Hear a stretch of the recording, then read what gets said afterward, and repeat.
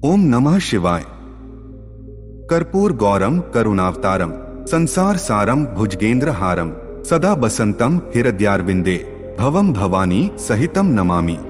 अर्थात जो कपूर जैसे गौर वर्ण वाले हैं, जो करुणा के अवतार हैं, जो सारे संसार के सार अर्थात सारे संसार को आश्रय प्रदान करने वाले हैं, जिन्होंने भुजंगों अर्थात सर्पों को अपने गले में हार बनाकर धारण किया है, वे भगवान शिव माता भवानी सहित मेरे हृदय में निवास करें। माता भवानी सहित भगवान शिव को मैं प्रणाम करता हूँ। जय भोलेनाथ। आप सभी दर्शकों का हमारे YouTube चैनल डिजिटल महात्मा पर हार्दिक अभिनंदन और स्वागत है। आज हम पौराणिक कथा के माध्यम से जानकारी देने का प्रयास करेंगे कि सावन के महीने में भगवान शिव की पूजा क्यों की जाती है और इसका क्या महत्व है। इस संदर्भ में पहला प्रसंग शिव महापुराण से आता है, जिसका वर्णन हम अपने पिछले भाग में कर चुके हैं कि देवताओं और राक्षसों के द्वारा समुद्र मंथन किया जाता है, जिसमें कालकूट विष निकलता है और भगवान शिव उस विष को अपने कंठ में धारण कर लेते हैं और विषपान करने के कारण भगवान शिव का ताप अत्यधिक बढ़ जाता है। तब इंद्रदेव भगवान शिव पर जल की वर्षा करते हैं और भगवान शिव का ताप ठंडा हो जाता है। यह सावन का ही महीना होता है जब इंद्रदेव भगवान शिव पर जल वर्षाते हैं। भगवान शिव देवराज इंद्र पर अति प्रसन्न होते हैं और उन्हें आशीर्वाद देते हैं। फिर भगवान शिव देवराज इंद्र से कहते हैं कि तुमने इस सावन के महीने में मुझ पर जल वर्षा कर मुझे शीतलता प्रदान की है, सो आज से यह पावन महीना मेरे लिए अति प्रिय हो गया है। अतः जो भी भक्त इस पावन महीने में मुझे जल अर्पित करेगा, उस पर मेरी अतिविशेष कृपा रहेगी। सो तभी से सावन के महीने में भगवान शिव की विशेष पूजा की जाती है।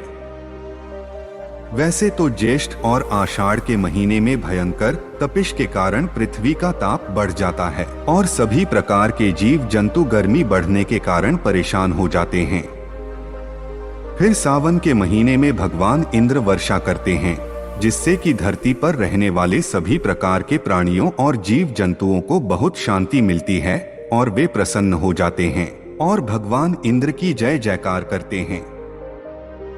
कहते हैं कि सावन के महीने में भगवान शिव माता पार्वती के साथ विचरण करने के लिए पृथ्वी पर आते हैं और इसी समय भक्तों को भी उनकी पूजा करने का अवसर मिल जाता है।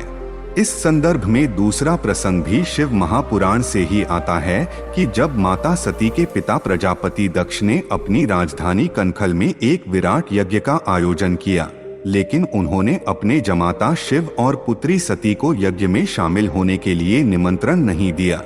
लेकिन फिर भी माता सती भगवान शिव से अपने पिता प्रजापति दक्ष के यज्ञ में शामिल होने की जिद करती हैं और शिवजी के काफी समझाने के बाद भी सती अपने पिता के उस यज्ञ में बिना बुलाए ही चली जाती हैं। जब सती यज्ञ स्थल में पहुंची तो दक्ष प्रजापति ने शिवजी की घोर निंदा की और अपमान भरे शब्द कहे। इस पर माता सती को अत्यंत दुख हुआ और उन्होंने हर जन्म में भगवान शिव को अपने पति रूप में पाने की इच्छा रखते हुए अपने आप को यज्ञ कुंड में समर्पित कर दिया और अपने प्राण त्याग दिए। इसके बाद शिवगण यज्ञ को तहस नहस कर देते हैं और भगवान शिव को प्रजापति दक्ष पर अत्यंत क्रोध आता है और वे त्रिशूल से उसका धड़ अलग कर देते हैं। उसके बाद काफी कुछ घटना घटित होती है, जिसका वर्णन हम आने वाले समय में करेंगे। फिर कुछ समय पश्चात पर्वतराज हिमालय और रानी मैना के घर माता सती का दूसरा जन्म पार्वती के रूप में होता है। पार्वती भगवान शिव की बहुत भक्त थीं और जब पार्वती युवा हुई तो उन्होंने भगवान शिव को अपने पति के रूप में पाने के लिए घोर तपस्या की। कई वर्षों की घोर तपस्या करने के बाद सावन के महीने में भगवान शिव पार्वती पर प्रसन्न होते हैं और उन्हें दर्शन देते हैं। पार्वती की घोर तपस्या से प्रसन्न होकर भगवान शिव ने पार्वती से वर मांगने के लिए कहा। इस पर पार्वती ने भगवान शिव से कहा कि हे नाथ, मैंने आपको पति रूप में पाने के लिए ही तपस्या की है। अगर आप मेरी तपस्या से प्रसन्न हैं और मुझे वरदान देना चाहते हैं तो मुझे वरदान दें कि मैं जन्म जन्मांतर के लिए आपकी पत्नी बनूं और पति के रूप में मैं आपकी सेवा करती रहूं। इस पर भगवान शिव पार्वती के वर मांगने पर अति प्रसन्न होते हैं और पार्वती को मनवांछित वरदान देते हैं और अपनी पत्नी के रूप में स्वीकार करते हैं।